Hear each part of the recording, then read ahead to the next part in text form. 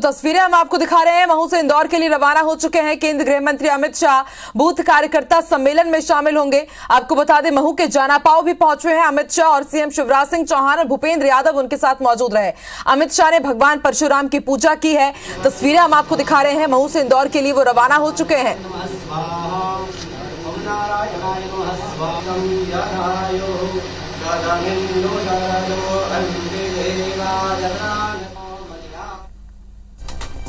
तो महू से इंदौर के लिए रवाना हो चुके हैं केंद्रीय गृह मंत्री अमित शाह। आपको बता दें, लगातार मिशन मध्य प्रदेश की तैयारी में जुटे हुए हैं केंद्रीय गृह मंत्री अमित शाह। इससे पहले वो भोपाल पहुंचे थे, मैराथन मंथन उन्होंने किया।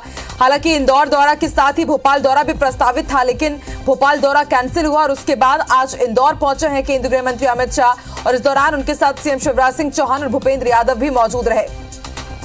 अमित शाह ने भगवान परशुराम की पूजा अर्चना की है। तस्वीरें हम आपको दिखा रहे हैं और उससे थोड़ी देर पहले महू से इंदौर के लिए वो फिर से रवाना हो चुके हैं। तो किस तरह से मिशन मध्य प्रदेश को साधना है, बीजेपी के जो तमाम कार्यकर्ता हो या फिर पदाधिकारी हो, दिग्गज नेता हो, किस तरह से उन्हें जीत का चुनावी मंत्र देना है, ये पूरी रणनीति तैयार कर रहे हैं बीजेपी के चाणक्य कहे जाने वाले अमित शाह। और आज अमित शाह इंदौर पहुंचे हुए हैं। सीएम शिवराज सिंह चौहान और भूपेंद्र यादव भी उनके साथ मौजूद रहे और इसके बाद तमाम दिग्गज नेताओं के साथ उनकी इंदौर में मीटिंग होने वाली है। इसके साथ ही बूथ कार्यकर्ताओं को भी वो संबोधित करेंगे, क्योंकि बीजेपी ये अच्छे से जानती है कि अगर बूथ जीत लिया गया तो चुनाव जीतना काफी महत्वपूर्ण हो जाता है, काफी ईजी हो जाता है। और इस लिहाज से बूथ कार्यकर्ताओं को साधने के लिए, हर एक क्षेत्र को साधने के लिए आज केंद्रीय गृह मंत्री अमित शाह इंदौर पहुंचे हुए हैं। और ज्यादा जानकारी के लिए सीधे रुख कर लेते हैं इंदौर का हमारे सहयोगी रवि हेमरा सिसोदिया इस वक्त लाइव जुड़ चुके हैं। रवि, केंद्रीय गृह मंत्री अमित शाह महू से रवाना हो चुके हैं, कितने देर में इंदौर पहुंचेंगे और इंदौर में उनका क्या कुछ कार्यक्रम रहेगा, किस तरह की तैयारियां की गई हैं? सड़कों का जाल बिछा है।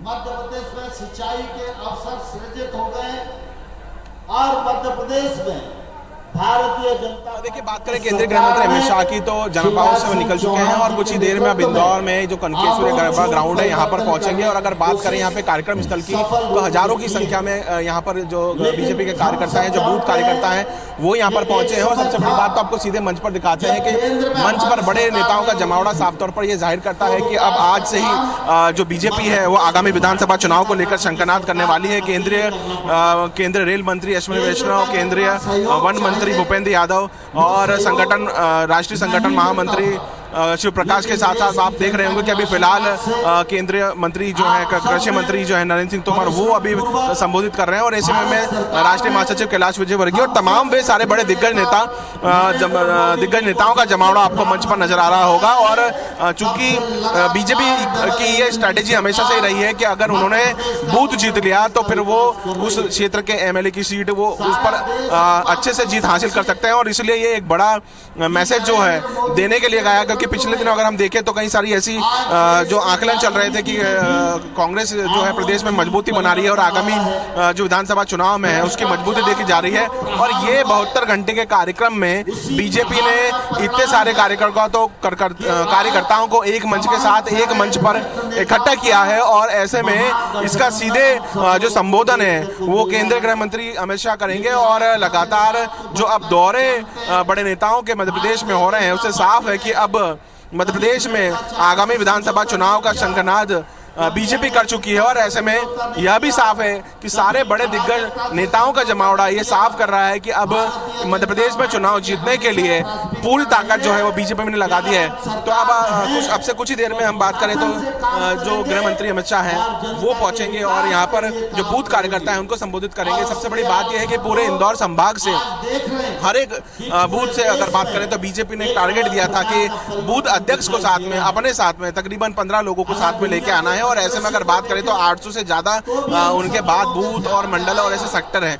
इसके बाद तमाम कार्यकर्ताओं को जिम्मेदारी दी गई थी, तमाम ग्रामीण नेताओं को जिम्मेदारी दी गई थी। और अब से कुछ ही देर बाद केंद्रीय गृह मंत्री अमित शाह जो है वो यहाँ पर पहुंचेंगे और बूथ कार्यकर्ताओं को संबोधित करेंगे। जी रवि, आपसे ये भी समझना चाहेंगे कि 2018 की विधानसभा चुनाव की अगर बात करें तो बीजेपी को मालवा निवाड़ क्षेत्र में करारी शिकस्त मिली थी, ज्यादा सीटें अपने झोले में नहीं ला पाई थी बीजेपी। तो यही वजह है क्या कि आज खुद केंद्रीय गृह मंत्री अमित शाह इंदौर पहुंच रहे हैं और कोशिश यही कि कैसे मालवा निमाड़ को साधा जा सके? नरेंद्र मोदी जी के नेतृत्व में भारत की जो ताकत बढ़ी है उसके आधार पर अब आतंकवाद की चर्चा होती है। देखिए, बीजेपी राष्ट्रीय महासचिव कैलाश विजयवर्गीय ने कल प्रेस वार्ता की थी और उन्होंने साफ तौर पर यह माना था कि पिछली बार बीजेपी जो कॉन्फिडेंस में थी, और अगर हम बात करते हैं मालवा निमाड़ के फैक्टर की, तो मालवा निमाड़ के फैक्टर में अधिकतर जो आदिवासी बहुल सीटें थी उस पर कांग्रेस ने जीत हासिल की थी 2018 के चुनाव में। और मध्य प्रदेश की राजनीति पर अगर सत्ता काबिज करना है तो मालवा निमाड़ के जो रण है उसको जीतना बहुत जरूरी है, और इसीलिए चुना गया है इंदौर को। एक बड़ा यहाँ पर कार्यक्रम किया गया है और पूरे मालवांचल मालवा निमाड़ से अगर बात कर ली जाए तो सारे कार्यकर्ताओं को यहाँ पर बुलाया गया है। जो बूथ के कार्यकर्ता हैं, जो कार्यकर्ताओं में नाराजगी चल रही थी, ये माना जा रहा था कि कई सारे जो कार्यकर्ता है वो नाराज हैं, और अमित शाह की इस दौरे को लेकर हर एक छोटे कार्यकर्ताओं को जिम्मेदारी दी गई और वो जो नाराजगी है उसको दूर करने का प्रयास फिलहाल बीजेपी कर रही है। और अभी माना जा रहा है कि अगर मालवा निमाड़ में अगर बीजेपी इस बार अच्छी सीटें पा लेती है तो आगामी विधानसभा चुनाव में उनके लिए सत्ता सरकार बनाना काफी आसान हो जाएगा। और इसलिए फोकस किया जा रहा है कि इस बड़े आयोजन को इंदौर में रखने का कारण भी यही है कि मालवा निमाड़ की राजनीति का जो केंद्र है वो इंदौर शहर है, और ऐसे में जितने भी बड़े दिग्गज नेता हैं वो मंच पर मौजूद है और उनको एक मैसेज देने का ये साफ तौर पर बीजेपी प्रयास कर रही है कि सत्ता संगठन मजबूत है, सभी कार्यकर्ताओं की नाराजगी उन्हें मना लिया जाएगा, सारे बड़े नेता उन्हें मना लेंगे, लेकिन अभी एकजुट होकर चुनाव लड़ने की बारी है। जी बिल्कुल साफ है रवि, कहीं ना कहीं समझा जा सकता है कि हर वर्ग को, हर क्षेत्र को, हर संभाग को साधने की कोशिश कर रहे हैं और इसी कवायद में जुटे हुए हैं केंद्रीय गृह मंत्री अमित शाह, जिन्हें जिम्मेदारी सौंपी गई कि इस तरह से किस तरह बीजेपी विधानसभा चुनाव में सत्ता पर फिर से वापसी करे, अपनी सत्ता को बचा पाए। आप नजर बना के रखिएगा, जैसे केंद्रीय गृह मंत्री वहां पर पहुंचेंगे दोबारा रुख करेंगे आपके पास रवि। फिलहाल शुक्रिया पूरी जानकारी के लिए।